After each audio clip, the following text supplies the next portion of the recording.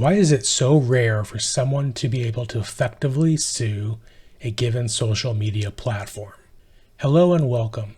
This is intellectual property attorney Eric Kelly. In this video, I'll explain why it's generally difficult to sometimes impossible to effectively sue a given social media platform.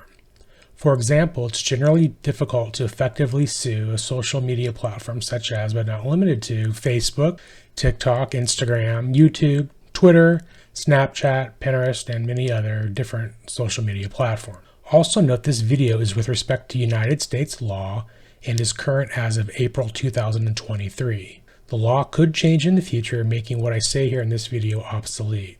Okay, let's get into this one. By way of background, a reason I wanted to do this video is that one of the most common legal questions I see, likely on a daily basis, if not multiple times per day, is a question something along the lines of, can I sue some given social media platform? I see that question all the time.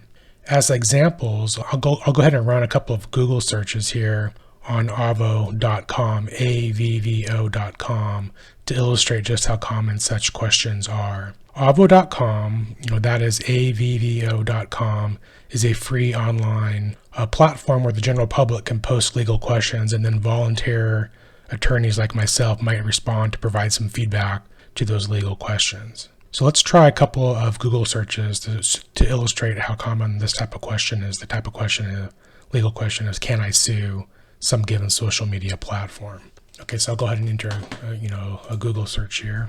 We'll do site avvo.com.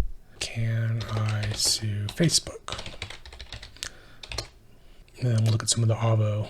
So you can see all these Avvo questions. Can I sue Facebook for abuse or discrimination? Can I file a lawsuit against Facebook?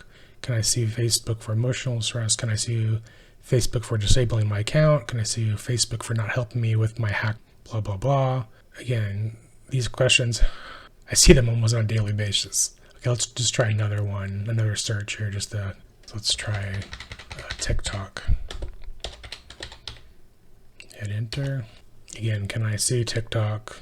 You see tons of these legal questions posted on Avvo about whether someone can sue TikTok. So why do people want to sue social media platforms? And as you just saw by some of those examples of the Avvo questions that get posted about this, some of the common reasons typically are someone's unhappy with regard to some maybe cyberbullying, discrimination. It could be racial discrimination, sexual discrimination, all different kinds of discrimination could be occurring. It could be cyber stalking. There could have been a hacked account. There could be a problem someone can't access their account. There could be an account that's been blocked, an account that's been closed, an account that's been disabled, an account that's been terminated, an account that's been deleted. So people run into all kinds of problems with using social media, and when they can't resolve those particular issues, they often wonder, can I sue the social media platform for this particular issue? And generally, broadly speaking, there's kind of two categories of why people want to sue a given social media platform. So the first is that the particular user of the platform is unhappy with the content, conduct, and or comments of another user on that given social media platform. And then the second typical reason is that the user of the platform is unhappy with the given social media platform itself. And maybe they're unhappy with the platform because of the first issue, where it's another user is creating problems and the platform's not doing something to resolve that issue. Or maybe it's just something else that the platform is doing that the particular user is unhappy with. So generally speaking, those are the fundamental two reasons why a particular user might want to sue their social media platform. And they're not mutually exclusive. Both of those reasons could be applicable for someone's reasons for wanting to sue. Okay, so we've seen that that kind of fundamental question, can I sue a given social media platform?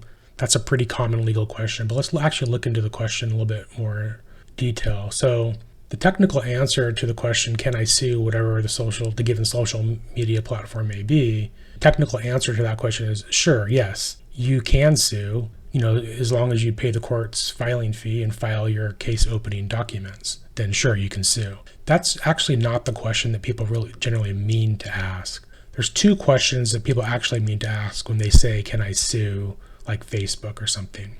And the first question, what they mean to ask is, can I win a lawsuit against the given social media platform? That's really what they're interested in. They want to know if they can prevail if they did sue the particular social media platform.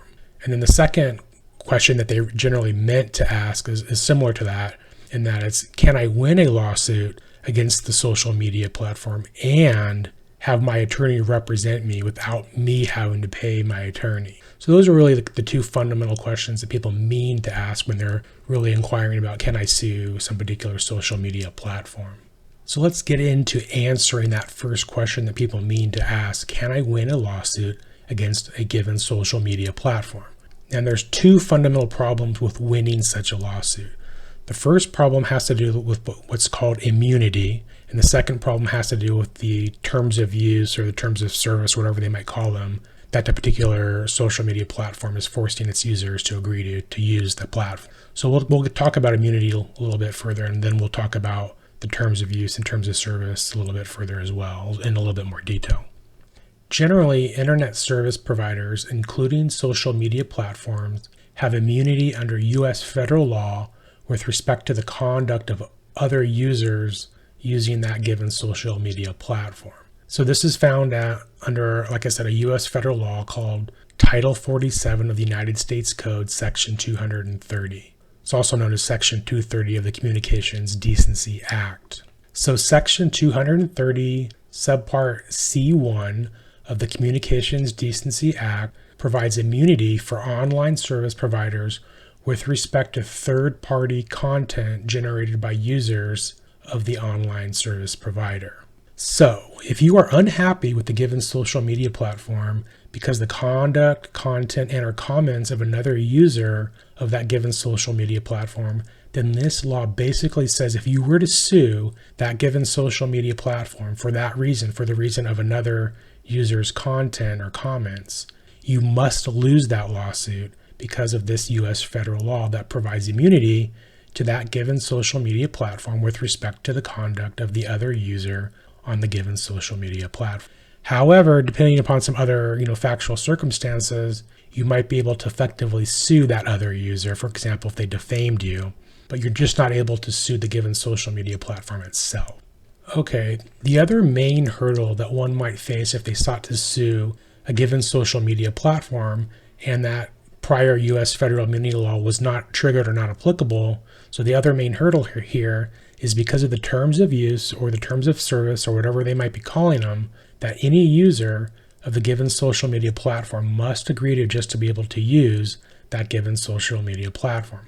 Almost always, these terms of use or terms of service are going to very strongly favor the given social media platform over their users. So the users are typically unfavored with respect to these terms of service or terms of use that you have to agree to use. So for example, these terms of use and or terms of service will often limit things like whether you can sue at all. Often you have to, instead of suing in court, you might have to mediate or arbitrate, which are different dispute resolution mechanisms. And sometimes in these terms of service or terms of use, the mediation or the arbitration is binding, meaning that you can't basically sue. You have to go through that arbitration or mediation, and whatever the result is, that's the result.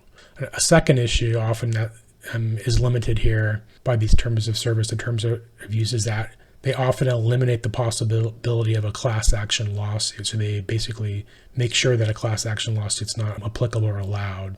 A third way that these terms of use, terms of service can often limit is they can limit how much money might be recovered if one were to win such a lawsuit. A fourth way that these can limit you is that they can force you into a particular state law that's applicable to the given dispute. And a fifth way that these terms of use or terms of service often limit you is that they'll limit you physically in where the case or the dispute, the lawsuit, may be brought or filed. So we'll look into a particular example here just to show you how some of this kind of plays out. So we'll look at, just as an example, the terms of service, terms of use, whatever they might call them for Facebook as an example. Okay, so we'll look at some terms of use or terms of service, whatever they might call them for Facebook. So we'll go from a Google search, we'll enter this particular domain name. So they're calling these essentially terms of service for Facebook. And then I'll do just a Control F to look at what they have to say about court. All right, so here's what Facebook has to say for their terms of service. So resolved resolved exclusively in the U.S. District Court for the Northern District of California or a state court located in San Mateo County, which is a portion of Northern California. So if you do if you're a user of Facebook, then you have to agree to use these terms of service.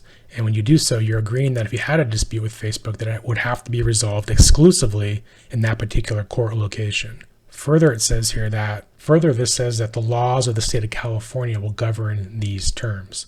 So if you had a dispute, if you're a user of Facebook, you had a dispute with Facebook, because you've agreed to these terms of service, you're limited to bringing your dispute, again, in those particular court locations within Northern California, and the laws of the state of California will apply. And additionally, up here it limits you how much money you can potentially recover from such a lawsuit. So liability arising out of or relating to these terms will not exceed the greater of $100 or the amount you've paid to Facebook in the past 12 months. So that limits how much money, so if you did win the lawsuit, that limits how much money you can actually win, okay? So in that particular Facebook example of the Facebook terms of service, we did see essentially points 3, 4, and 5 being applicable. Point number 3, how much money might be recovered, was basically limited by the Facebook terms of service. What choice or state law is applicable to the dispute was applied in that particular example. The state law, being California's law, would only apply. And the location of where you could file or bring your dispute was also limited, as we saw in that particular example, to those particular courts in Northern California. Now, not every terms of use are going to be the same as Facebook's. So, each company, each social media platform, their terms are a little bit different, but they all generally tend to strongly favor the given social media platform over their users. So they do share that in common. And usually one or more of these 5 points are generally going to be some limitations that are commonly found in these terms of use or terms of service. Okay, let's circle back to those 2 questions that people mean to ask. We just addressed the first question, which is, can I win a lawsuit against a social media platform? We saw that there's generally 1 or 2 issues, main issues that make it problematic to win such a lawsuit. The first being immunity, the second problem being the terms of use or terms of service.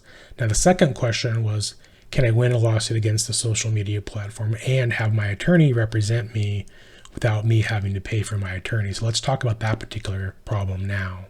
With respect to the problems of getting affordable attorney representation, because the law, at least as of April 2023, does so heavily favor the given social media platforms, most attorneys who would represent an unhappy user of the given social media platform will only do so if that particular unhappy user is willing and able to pay their attorney fees, typically with a sizable upfront retainer. So you got to pay your attorney as an ongoing basis, and typically at least some of that money will be due in advance.